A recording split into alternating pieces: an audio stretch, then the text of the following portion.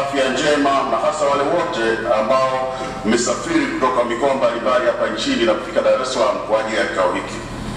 Pia Mheshimiwa Rais, nichukue fursa hii kukushukuru wewe Mheshimiwa Rais Dr. John Pombe Joseph Magufuli kwa kutenga muda wako leo kuja kuzungumza nasi.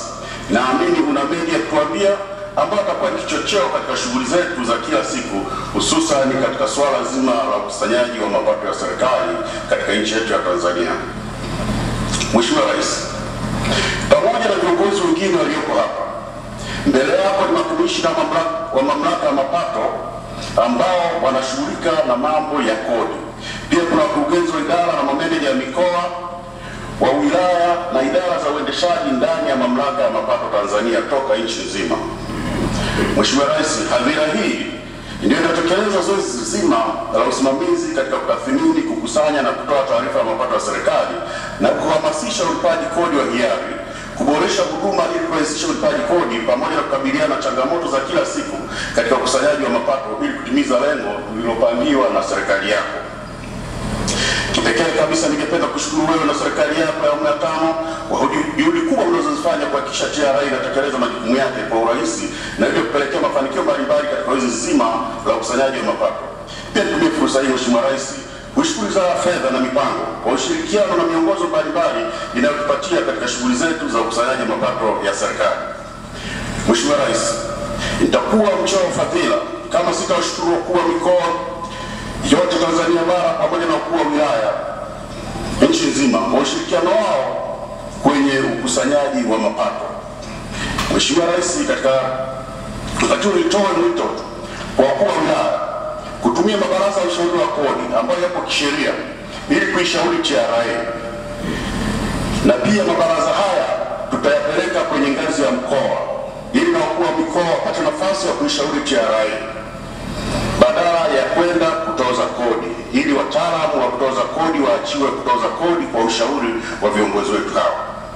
Mheshimiwa Rais, itakumbuka kwamba wakati unafungua bunge la 15 wa Jamhuri ya Muungano wa Tanzania mjini Dodoma Novemba 2015, uliahidi kupambana na ukwepaji kodi na upotevu wa mapato ya serikali, na pia umekuwa ukisisitiza umuhimu wa ulipaji kodi kwa maendeleo ya taifa kila unaposimama kuhutubia hadhira mbalimbali.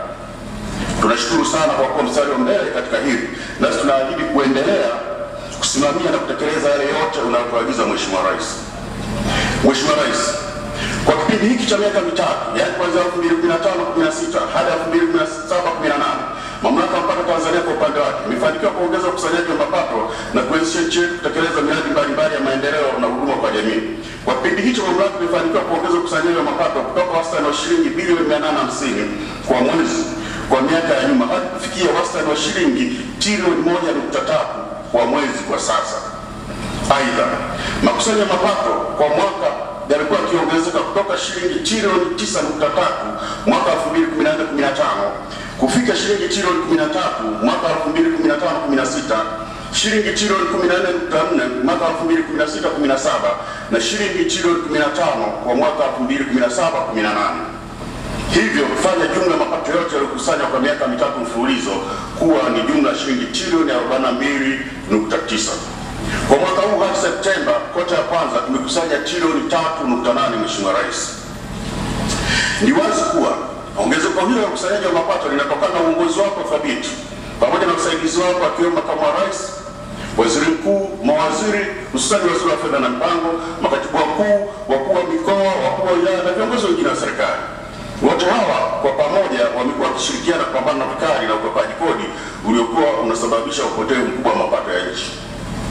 Mheshimiwa Rais, niongelee uboreshaji wa mifumo ya kukusanyia mapato ndani ya Mamlaka ya Mapato Tanzania.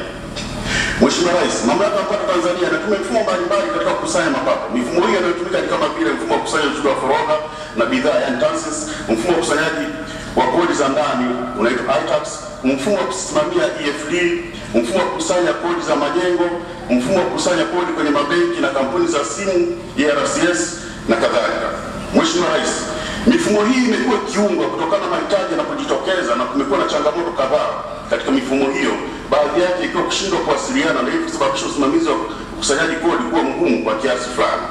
Pia mifumo mingine imekuwa ikisimamiwa na kandarasi wa nje. Mheshimiwa Rais, napenda kutaarifu kwamba kwa sasa tuko kwenye zoezi la kuunganisha mifumo yetu ili iweze kuwasiliana na hivyo tuweze kuwa na taarifa zinazoelekeana toka kodi za forodha hadi kodi za ndani.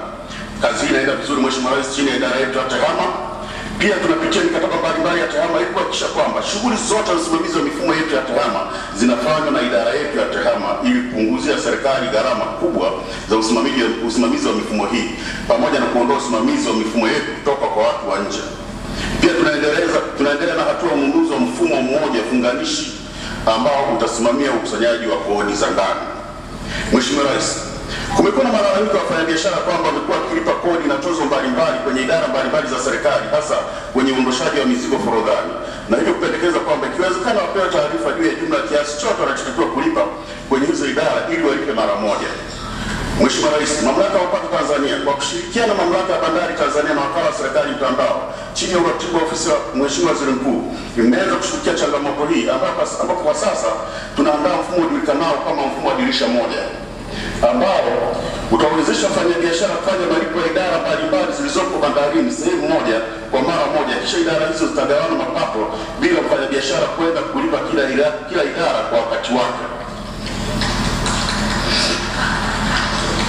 Mfumo huu unaundwa na wataalamu wetu wa ndani Mheshimiwa Rais, na tunategemea kuwa mfumo huu utakuwa tayari mwishoni mwa mwaka kesho. Ni mfumo mkubwa, kwa hiyo unachukua muda mrefu kidogo. Mheshimiwa Rais, katika kurahisisha ulipaji kodi, mamlaka kwa sasa ipo katika hatua za mwisho kuandaa mfumo wa kufaili returns za kodi kwenye mtandao, yaani online filing. Mfumo huu pia utasaidia walipa kodi kupata namba za mlipa kodi kwa njia ya mtandao, online chain registration. Mheshimiwa Rais, tatizo moja ambalo limekuwa likizikabili idara nyingi za serikali ni kuwa na mifumo ambayo haijaunganishwa ama kufungamanishwa na idara nyingine ili kupata taarifa mbalimbali kwa kutumia mifumo hiyo ndani ya serikali. Katika kukabiliana na tatizo hili, Mamlaka ya Mapato Tanzania imeweza kuunganisha mfumo wake wa chini na mfumo wa usajili wa makampuni, yaani BRELA. Kwa hiyo kwa hivi sasa namba ya kampuni inayotolewa na BRELA ni namba ya chini. Ukiangalia vizuri kwenye certificate of registration, namba ile ya company registration ndio hiyo namba ya chini baada ya kuunganisha mifumo yetu. Mheshimiwa Rais, kwa hivi sasa tunaendelea kuunganisha mifumo yetu na mifumo ya NIDA na baadaye uhamiaji ili kuweza kufanya utambuzi na kuondoa tatizo la wananchi kuwa wanatambuliwa na NIDA ama uhamiaji, na wakija TRA watakiwe kutoa utambulisho tena. Tunategemea kwamba mtu akiwa ameandikishwa na NIDA ama uhamiaji, basi tutumie taarifa hizo ndizo kumpatia huduma. Hii pia itapunguzia gharama serikali kwa kutokuwa na mifumo mingi ya uandikishaji na usajili kwa kila idara. Ukusanyaji wa kodi za majengo na mabango. Tumeendelea kukusanya kodi za majengo kwa kutumia flat rate ya shilingi 10,000 kwa nyumba za kawaida na shilingi 50,000 kwa nyumba za ghorofa kwa kila sakafu. Kwa mwaka huu wa fedha hadi sasa tumeweza kukusanya kiasi cha shilingi bilioni 8.1. Mheshimiwa Rais, tunategemea kutafikia lengo la makusanyo ya kodi ya majengo kwa kuwa walipa kodi wengi hupendelea kulipa mwishoni, yaani mwezi wa 6. Tunaendelea kutoa elimu na uhamasishaji ili walipe mapema kuepuka misururu mwishoni ya kipindi cha kulipa kodi hii bila adhabu. Mheshimiwa Rais, katika kodi ya majengo tulikuwa na changamoto ya kuweza kutambua nyumba zote za nchi nzima kwa kuwa mfumo wetu wa kukusanya kodi za majengo haukuwa na uwezo wa kutambua nyumba, kwani haukuwa umeunganishwa kwenye Geo Information System, GIS, ambaye amesema mkurugenzi wa takwimu. Hivi sasa tunaunganisha mfumo huu na mfumo wa Ofisi ya Taifa ya Takwimu ambao una GIS, na hivyo kuweza kutambua nyumba zote zilizopo pamoja na idadi ya nyumba zote ambazo zinastahili kulipa kodi ya majengo. Zoezi hili linategemea kukamilika mwezi Januari mwaka 2019, yaani mwezi kesho. Pia tunaendelea kukusanya kodi ya mabango ambapo hadi sasa tumekusanya kiasi cha shilingi bilioni 8.8 wakati lengo likiwa ni shilingi bilioni 21. Tunahoja kwamba tutafikia lengo la kukusanya kodi hii. Mheshimiwa Rais, tumeendelea kukusanya kodi ya michezo ya kubahatisha kutumia mifumo yetu ya TEHAMA. Kwa mwaka huu lengo ni kukusanya kiasi cha shilingi bilioni 80 na hadi sasa tumeshakusanya kiasi cha shilingi bilioni 27 na tuna uhakika tutafikia lengo pia katika kodi hii mwishoni mwa mwaka. Mheshimiwa Rais, napenda niongelee usimamizi wa matumizi ya EFD. Miongoni mwa nyenzo za kukusanyia kodi na mashine za EFD, Mheshimiwa Rais, Mamlaka ya Mapato inaendelea kusimamia matumizi ya mashine za EFD nchi nzima ili kuhakikisha kwamba wale wanaotakiwa kutumia mashine hizi kwa mujibu wa sheria wanakuwa nazo na kuzitumia. Napenda kutaarifu kuwa zaidi ya 80% ya wafanyabiashara wanaostahili kuwa na mashine hizi kwa mujibu wa sheria wanazo. Ila changamoto kwa sasa ni matumizi sahihi ya mashine hizi. Kuna ambao pamoja na kuwa mashine mashine lakini hatoi risiti, na kuna ambao wanatoa risiti yenye thamani ya pesa pungufu kuliko aliyolipa mteja, na kuna ambao wanatengeneza risiti za kugushi za EFD. Katika kupambana na changamoto hii, tunaendelea kutoa elimu juu ya matumizi ya sahihi ya mashine za EFD, ikiwa ni pamoja na kuhimiza wananchi kukagua risiti zao kila wanaponunua bidhaa na huduma mbalimbali. Wafanyabiashara, Mheshimiwa Rais, ambao watumii kwa usahihi mashine za EFD ni wakwepa kodi.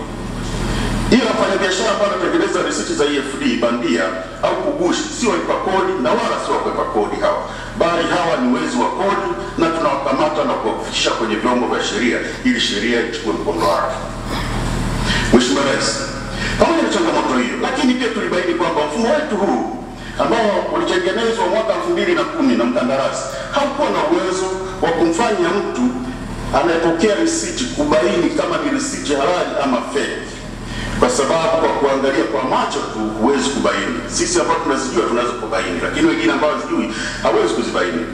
Mapema mwaka huu, baada ya mfumo huu kuleta shida, Mamlaka ya Mapato Tanzania kushirikiana na wataalamu wa Wizara ya Fedha na Mipango, Benki Kuu ya Tanzania pamoja na wakala wa serikali mtandao, tuliweza kupitia mfumo huu na kuboresha na pia kufanya umilikiwe moja kwa moja na Mamlaka ya Mapato Tanzania bila kutegemea huduma toka kwa mkandarasi.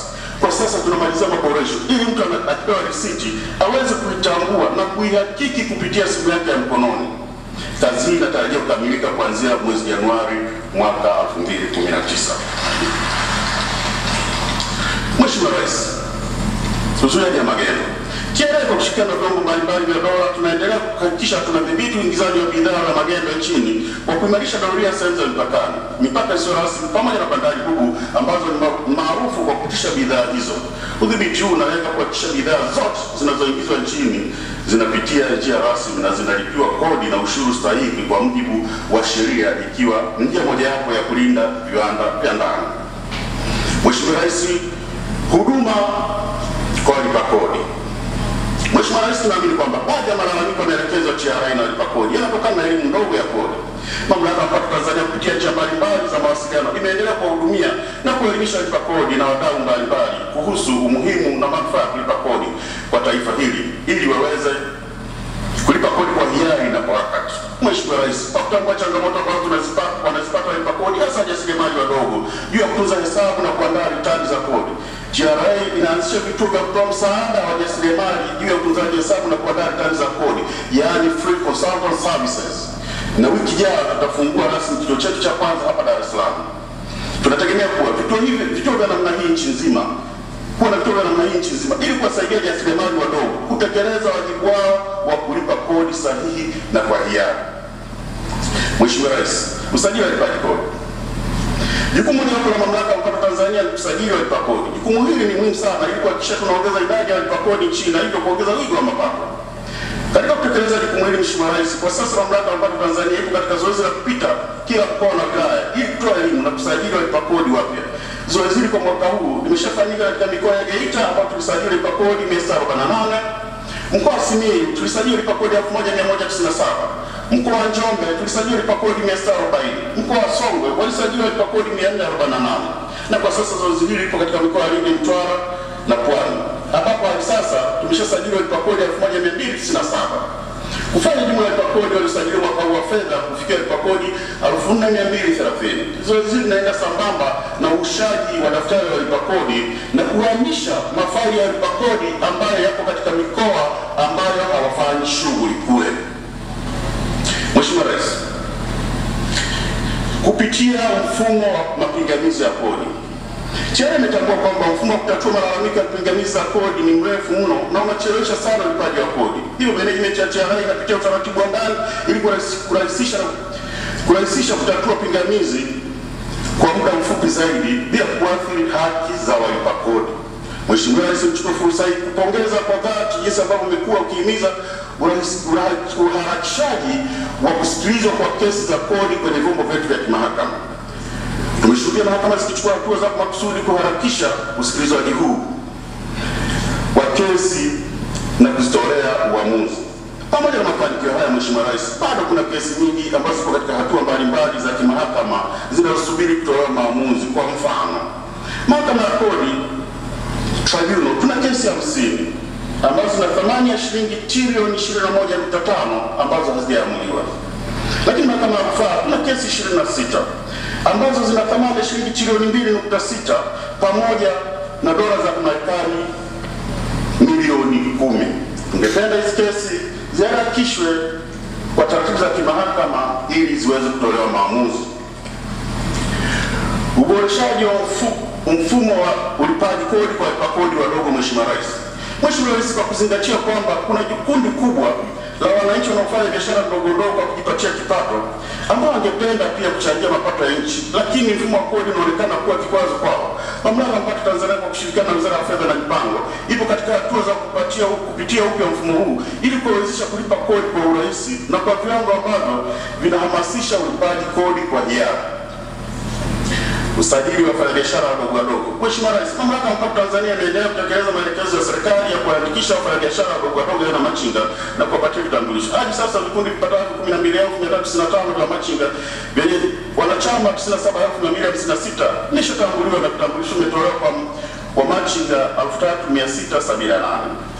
Mheshimiwa Rais, ili kuandikisha na kutoa vitambulisho kwa machinga tulikubaliana kwamba inabidi huyo mtu anayepata kitambulisho awe na kitambulisho cha taifa. Ili ileta changamoto kwa kuwa wengi walichelewa kupata vitambulisho vya taifa na hivyo kuikosa sifa kupewa vitambulisho vya TRA. Mheshimiwa Rais, tumefanya maamuzi kwamba tuandikishe na kuwapa vitambulisho kwa kutumia hata kadi ya kupigia kura badala ya kutumia kitambulisho cha taifa pekee. Tunategemea zoezi hili kwa sasa litaenda kwa kasi na machinga wengi watapewa vitambulisho na kisha mamlaka zetu za serikali za mitaa kuandalia maeneo maalum ya kufanyia biashara ili tuweze kuwatoza kodi kwa urahisi. Mheshimiwa Rais, kupambana na vitendo vya ukosefu wa maadili. Katika kukomesha kero za rushwa katika kusimamia utawala wa kodi, tumekuwa tukichukua hatua dhidi ya watumishi ambao sio waaminifu kimaadili.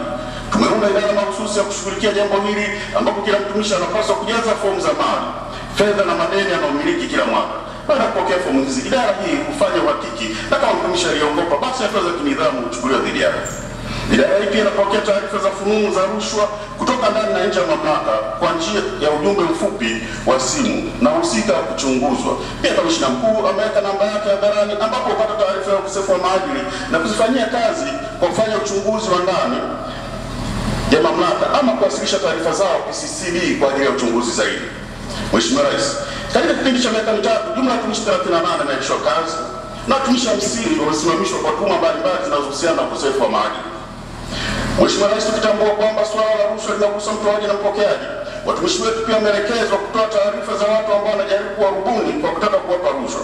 Mheshimiwa Rais, hivi karibuni kuna mfanyakazi mmoja ya kampuni ya ukandarasi alikamatwa kwa kosa la kutaka kumpatia rushwa meneja wetu wa mkoa wa Kilimanjaro kiasi cha dola 2,000 ili asilipe kodi stahiki ambayo kampuni yake ilitakiwa kulipa.